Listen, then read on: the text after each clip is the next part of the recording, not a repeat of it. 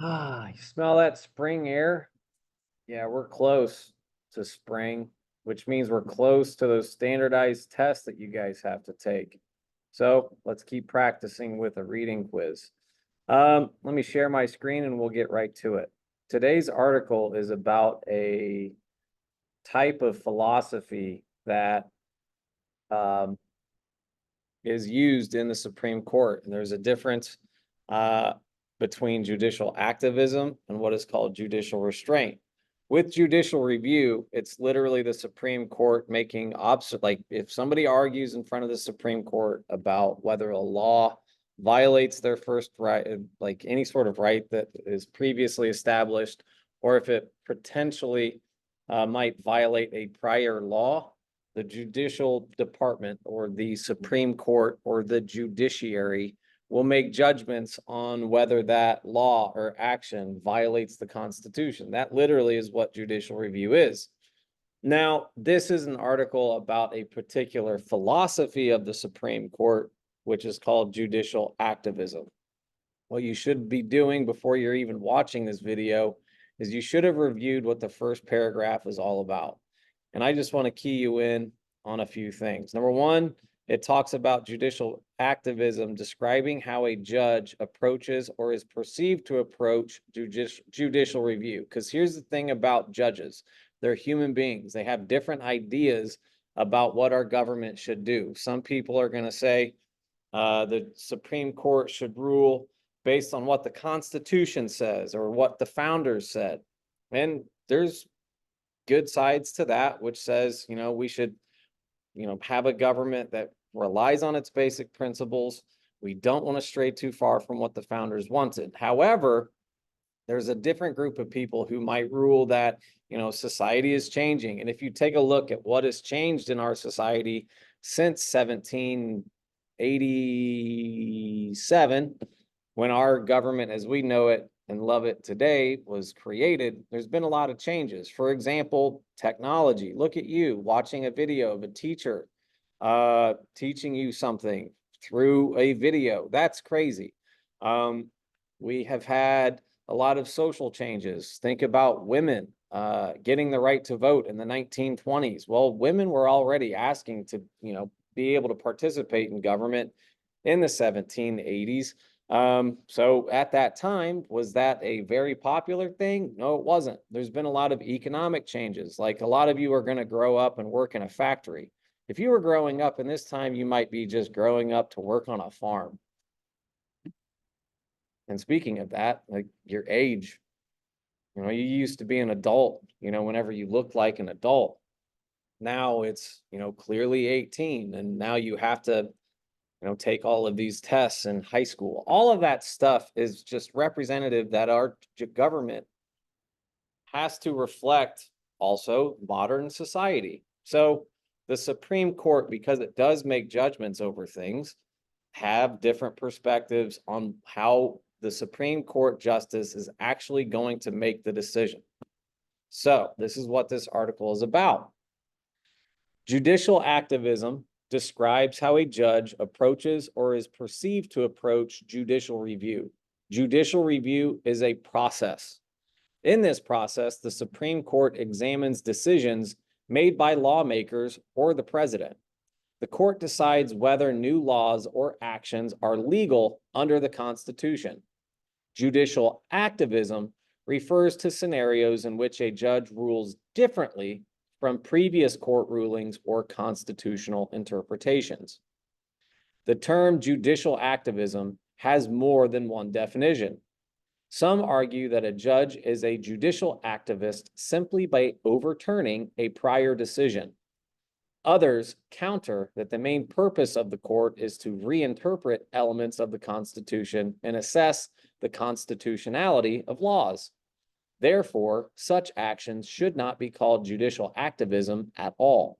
As a result, the term judicial activism relies heavily on how someone interprets the Constitution and their opinion on the role of the Supreme Court. Origins of the term. Historian Arthur Schlesinger Jr. coined the term in a 1947 article.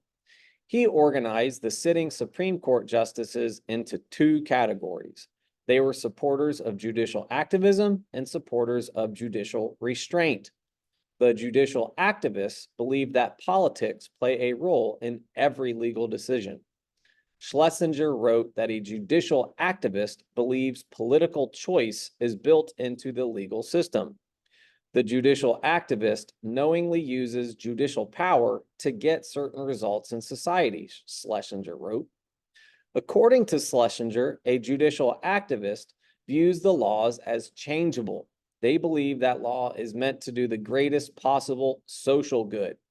Schlesinger famously did not take an opinion on whether judicial activism is good or bad. In the years following Schlesinger's article, the term judicial activist was used as an insult. Both sides of the political aisle used it to express outrage at court decisions they did not like. Forms of judicial activism. Judges may be called judicial activists for many reasons.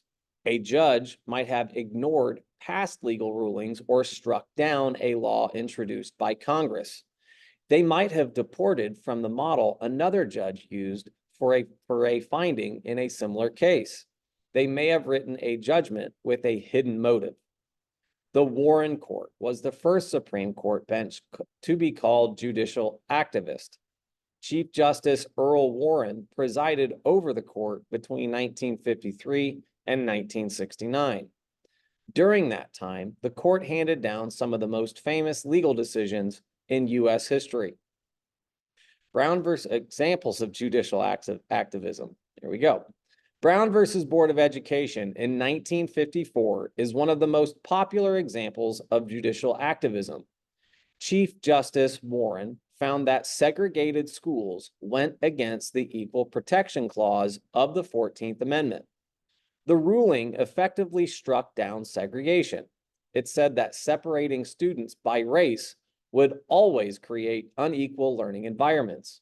This is an example of judicial activism because the ruling overturned the Plessy versus Ferguson decision. That ruling said that schools could be segregated as long as they were equal. A court does not have to overturn a case for it to be labeled activist. When a court strikes down a law that was created by state or U.S. lawmakers, the decision may also be viewed as activist. Judicial activism versus judicial restraint. Judicial restraint is the opposite of judicial activism. Judges who practice judicial restraint hand down rulings intended to stick to the original intent of the Constitution. Their decisions also draw from stare decisis. That's what that means. It's not stare decisis, it's called stare decisis, which means they rule based on decisions made by previous courts. When a judge favoring judicial restraint approaches the question of whether a law is constitutional, they tend to side with the government. The unconstitutionality of the law must be extremely clear for these judges to overturn it. One famous case where the Supreme Court favored judicial restraint is Korematsu versus United States. In Korematsu, the court upheld race-based discrimination. It refused to interfere with lawmakers' decisions. Procedural activism.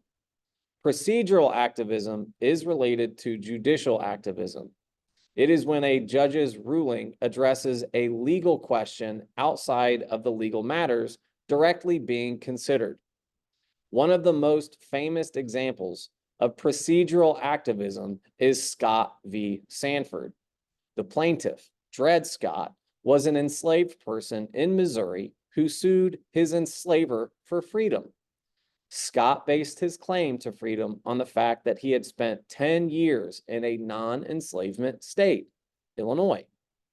Chief Justice Roger Taney wrote that the court did not have authority over Scott's case under the U.S. Constitution. As an enslaved person, Scott was not formally a citizen of the United States. He could not sue in federal court. Chief Justice Taney ruled that the court did not have authority in the case. However, he continued to rule on other matters within the Dred Scott case. The court ruled that Congress could not free enslaved people in the northern states. Dred Scott stands as a prominent example of procedural activism because Chief Justice Taney did not just answer the main question. He also ruled on separate matters to further his own agenda of keeping enslavement legal in the United States. So this week you've learned a lot of stuff. You're going to want to make sure that you've got your Supreme Court deep dive done after this quiz to the best score possible. It's set up where if you haven't gotten a 20 out of 20 on it and your grade isn't great, it's on you. You need to keep doing it. And if you need help, we're here to help you out. But there's different perspectives on judicial review. Some people think that the court should rule in favor of modern society. Some people believe the court should rule based on how previous decisions have been made.